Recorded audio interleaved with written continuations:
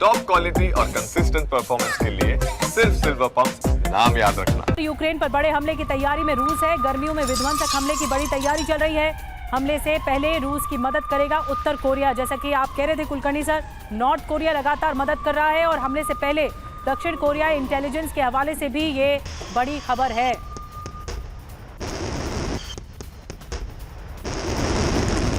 तो इस गर्मी में एक बहुत बड़ी तैयारी चल रही है, वो ये है कि पुतिन का यूक्रेन पर अंतिम प्रहार होने वाला है। इस गर्मी में जो अंतिम प्रहार होगा, अब आपको उसकी डिटेल बताते हैं। प्लान क्या है? प्लान ये है, यूक्रेन के खिलाफ रूस की बड़ी जंग की तैयारी है। जुलाई और अगस्त में विध्वंसक हमले का प्लान है। गर्मियों में सूमी, खार्किव पर कब्जे का प्लान तैयार किया जा रहा है। हमले में उत्तर कोरिया की सेना रूस की मदद करेगी। जंग में सैनिक और हथियार भेजेंगे किम जोंग। जंग में करीब 6000 सैनिक भेजेगा उत्तर कोरिया। ये दक्षिण कोरिया इंटेलिजेंस के हवाले से एक बड़ी जानकारी मिल रही है। अतुल भारद्वाज सर, मैं आपके पास आ रही हूँ। सर, ये जो इंटेलिजेंस की खबर है, आपको लगता है कि उत्तर कोरिया बिल्कुल मदद के लिए तैयार है और अब फुल एंड फाइनल वार होने वाला है रूस की ओर से यूक्रेन पर? देखिए, पुतिन भी चाहते हैं कि ये वॉर ज़्यादा लंबी ना खिंचे, क्योंकि उसके इंटरनल कॉन्सिक्वेंसेस हैं, डोमेस्टिक कॉन्सिक्वेंसेस हैं। लोग भी कितनी देर तक वॉर को झेल सकते हैं। इकोनॉमी ख़राब होती है, आपकी इकोनॉमिक प्रेशर रहता है लोगों के ऊपर। तो पुतिन चाहेंगे कि ये वॉर किसी तरीके से ख़त्म हो, पर एक तरफ दूसरी तरफ देखें तो वो मदद तो ले रहे हैं। जैसे यूक्रेन को पूरी नेटो की मदद मिल रही है, उस तरीके से अगर आप देखें तो पुतिन को ज़्यादा मदद नहीं मिल रही बाहर से। तो वहाँ से अभी एक ट्रेन भी शुरू हुई है, नॉर्थ कोरिया से रशिया तक आती है जो ट्रेन स्टार्ट हुई है। तो ऑब्वियसली नॉर्थ कोरिया तो इसमें इन्वॉल्व होगा ही।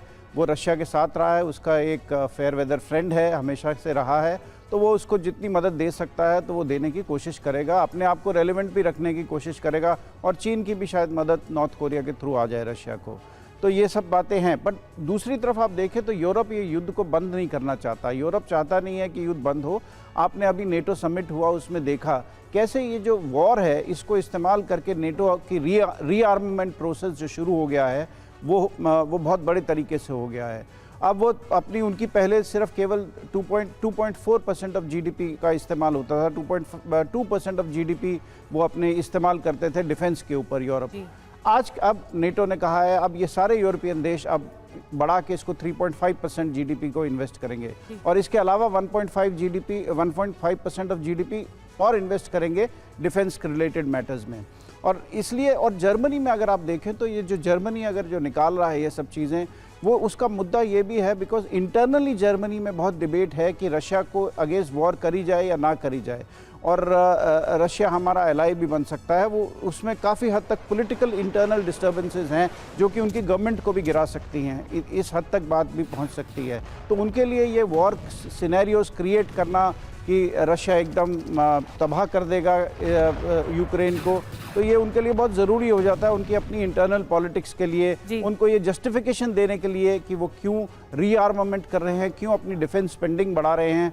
तो इन सब चीज़ों को लेते हुए ये वॉर लगातार चलती जा रही है। बिल्कुल यही नया प्लान है जो कि आप कह रहे हैं, क्योंकि इनका जो प्रभुत्व कम होने की कगार पर पहुंचा, तो इसीलिए रूसी सेना की ओर से एक बड़े कदम उठाए जा रहे हैं और फिर सपोर्ट भी लिया जा रहा है उत्तर कोरिया का।